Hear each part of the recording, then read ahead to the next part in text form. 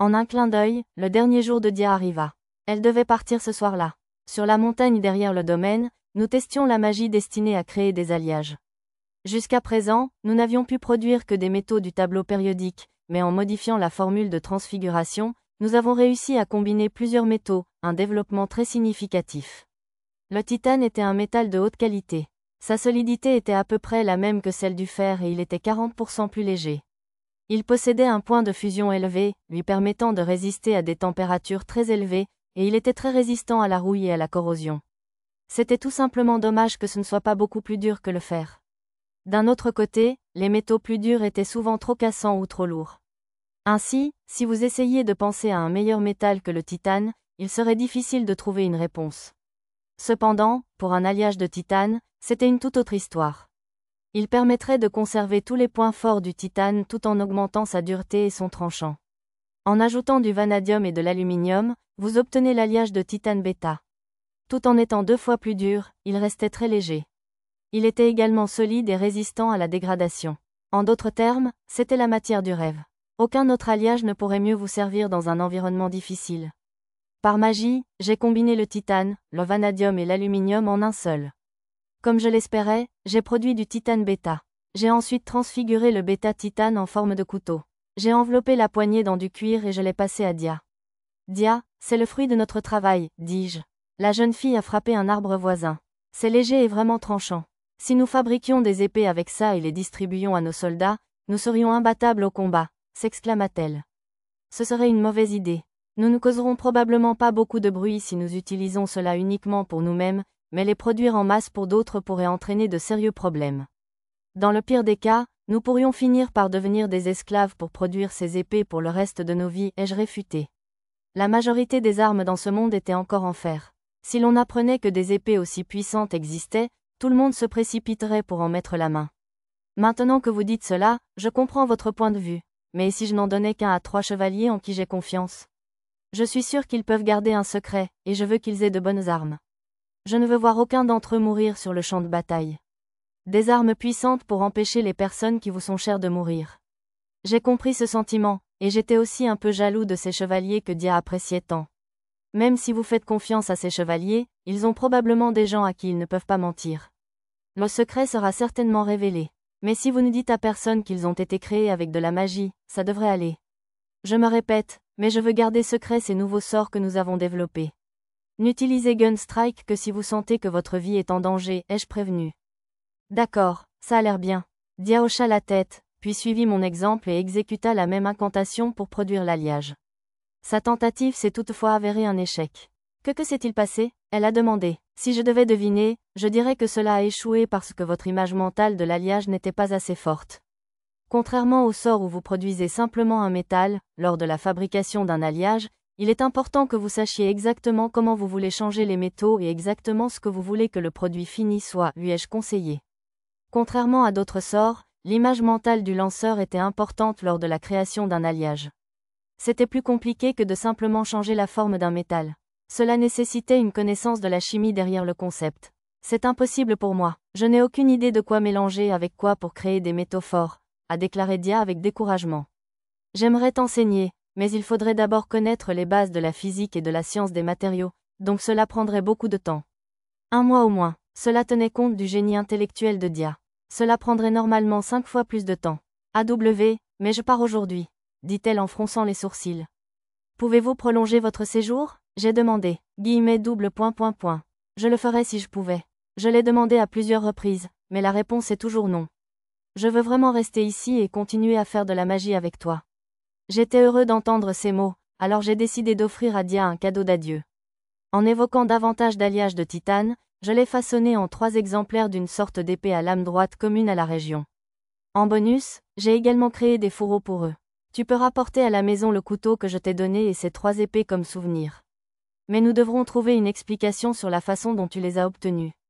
Père nous aidera probablement. Votre père trouvera probablement étrange que vous ayez ramené à la maison des épées magiques du domaine Tuatha-Dé, et il contactera mon père pour lui demander si vous les avez volées. Ouais, c'est probablement ce que mon père ferait, a répondu Dia. Merci beaucoup d'avoir fait ça pour moi. Tu es un très bon garçon, Lou. Heureusement, Dia serra les épées dans ses bras. C'est juste un cadeau de remerciement. Si tu n'avais pas été mon mentor, je n'aurais pas été capable de devenir aussi doué en magie en premier lieu, dis-je. Vous avez également mes remerciements. Si je ne t'avais pas rencontré, je n'aurais jamais pensé à essayer de créer de nouveaux sorts. Je ne pense pas avoir jamais autant aimé la magie qu'aujourd'hui. Je vais continuer à créer de nouveaux sorts après mon retour à la maison. Tu vas devoir tous les écrire pour moi quand nous nous reverrons. Cela semble prendre une éternité, mais je serai heureux de le faire.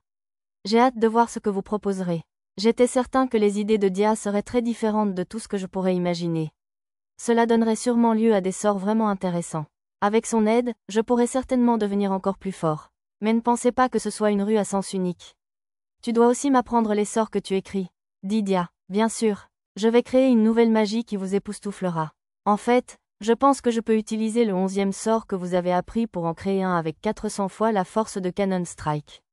L'idée était encore au stade théorique, mais si je pouvais la réaliser, je serais capable de produire un sort très utile, bien plus puissant que tout ce que Dia et moi avions créé jusqu'à présent, et tout ce que cela nécessiterait était une décharge instantanée de mon mana. Ce sort dépasse déjà de loin la force de la magie cérémonielle lancée par une centaine de personnes mettant en commun leur mana, mais je suis impatient de le voir. C'était probablement le plus amusant que j'ai eu de toute ma vie. Je ne veux pas partir, alors promettons que ce ne sera pas la fin pour nous. Dia a tendu son petit doigt et j'ai rejoint le mien avec le sien.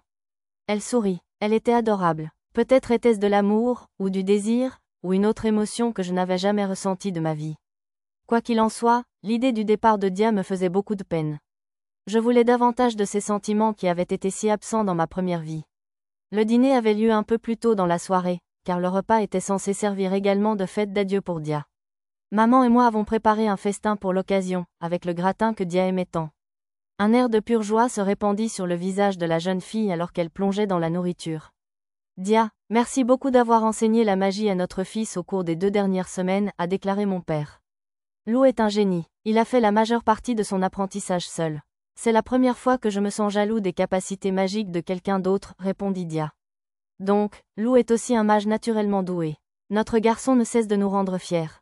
Mon père a ri joyeusement et a bu dans son verre de vin. Oncle Sian, en explorant les montagnes avec Lou, j'ai trouvé ses épées. Lou a dit que je pouvais les ramener à la maison comme souvenir. Est-ce que ça irait? Demanda Dia. Elle et moi avons ensuite expliqué à mon père comment nous avions obtenu les armes, en nous en tenant à un scénario que nous avions décidé plus tôt. Oh, c'est un endroit inhabituel pour trouver des épées. Ça vous dérange si j'en jette un œil? A demandé mon père. S'il vous plaît, répondit Dia en lui tendant l'une des lames. Père a retiré l'épée en alliage de titane du fourreau et l'a soigneusement examinée. Son œil perçant a probablement discerné la valeur de l'arme magique en quelques instants. Pensez qu'il y avait quelque chose d'aussi intéressant qui n'attendait que d'être découvert sur cette montagne. Peut-être qu'il y en a davantage, peut-être même enterré dans différentes montagnes. L'intonation montrait clairement que mon père sous-entendait quelque chose. Comprenant l'intention des paroles de mon père, j'ai répondu. Père, il y en a bien d'autres enterrés dans cette montagne. Nous devrions aller les chercher ensemble la prochaine fois. Mais je peux vous garantir qu'ils ne sont que sur cette seule montagne. Je vois, seulement cette montagne. Si tel est le cas, je ne vois aucun problème. Je vous permets de les partager avec ces personnes que vous appréciez, Dia. Essentiellement, mon père m'avait demandé un message codé qui me demandait si j'avais fabriqué les épées moi-même, si je pouvais en fabriquer davantage et si j'étais ou non le seul à pouvoir les fabriquer. J'avais répondu affirmativement à tous. Waouh, Lou offre un cadeau à une fille. Notre petit garçon devient tellement mature. Dia est si mignonne aussi. Double. S'il te plaît, mère, arrête de dire des choses comme ça. Je ne m'arrêterai pas. Tu es devenu effronté ces derniers temps, Lou, et te regarder te tortiller dans des situations comme celle-ci est devenu trop amusant. Et si tu devenais une enfant de cette maison, Dia? STZE accent aigu ROUM, STZE accent aigu RO, ouais, je pense que ce serait incroyable. Dia rougit et baissa les yeux. Mère était surexcitée et disait encore des choses embarrassantes. Pourtant, je n'allais pas m'y opposer. Dia était sûre de devenir une belle femme et elle était superbement talentueuse. Notre développement d'une nouvelle magie progresserait beaucoup plus rapidement si nous étions ensemble. Personnellement, j'ai l'impression que ce serait un peu précipité. En tout cas, je suis content que tu sois devenu l'ami de Lou. Le garçon ne sort jamais, alors je m'inquiète parfois pour lui, a admis mon père. Il avait raison. Quand je ne m'entraînais pas avec mon père, j'étudiais ou je mettais en pratique mes compétences par moi-même. C'était formidable pour mon développement physique et mental, mais cela n'a rien fait pour mes compétences sociales. Peut-être que faire un effort pour sortir et se lier d'amitié avec d'autres enfants de mon âge n'était pas une si mauvaise idée. Je suis heureux d'être l'ami de Lou. Je lui écrirai après mon retour chez moi et je lui rendrai visite autant que possible, a déclaré Dia. Mère et père nous ont souri agréablement tous les deux, évoquant un peu de timidité de ma part dans le processus. Sur ce, notre dernier repas avant le départ de Dia touchait à sa fin. Plus tard, alors que nous prenions tous les 4 un thé, un domestique s'est approché et nous a annoncé que la voiture de Dia était arrivée. Nous sommes sortis tous les 4 et j'ai regardé Dia monter dans la voiture. Les chevaux partirent au petit trot. C'était vraiment très amusant. Je vais certainement revenir, a crié Dia après avoir passé la tête par la fenêtre. Je t'attendrai, ai-je rappelé. Aussi, prends ça, assurez-vous de ne pas m'oublier, dit-elle en me lançant un pendentif qu'elle portait souvent autour du cou. Attaché au collier se trouvait une pierre transparente. Il brillait grâce au mana violet stocké à l'intérieur. J'avais passé suffisamment de temps avec Dia pour savoir de quoi il s'agissait. Elle m'avait donné une Far Stone remplie de son mana, même si la fille avait dit auparavant qu'une telle chose était interdite. Je ne t'oublierai pas, j'ai crié. Encore une chose, tu te souviens quand tu as dit que tu ferais tout ce que je veux en guise de remerciement? Je demande cette faveur maintenant. Si jamais j'ai besoin de te voir, promets-toi de tout laisser tomber et de courir vers moi.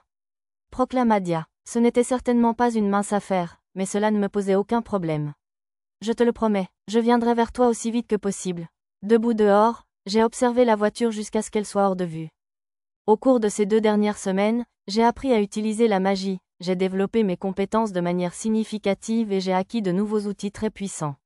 Décidé à faire de mon mieux, j'étais convaincu que je créerais une magie vraiment incroyable qui surprendrait Dia la prochaine fois que je la verrais. Cela a cependant soulevé la question de savoir quand j'aurais la chance de la revoir. Des années pourraient s'écouler avant que nous en ayons l'occasion. Je ne voulais pas ça. Des réunions régulières étaient meilleures pour mes recherches. De plus, elle allait terriblement me manquer.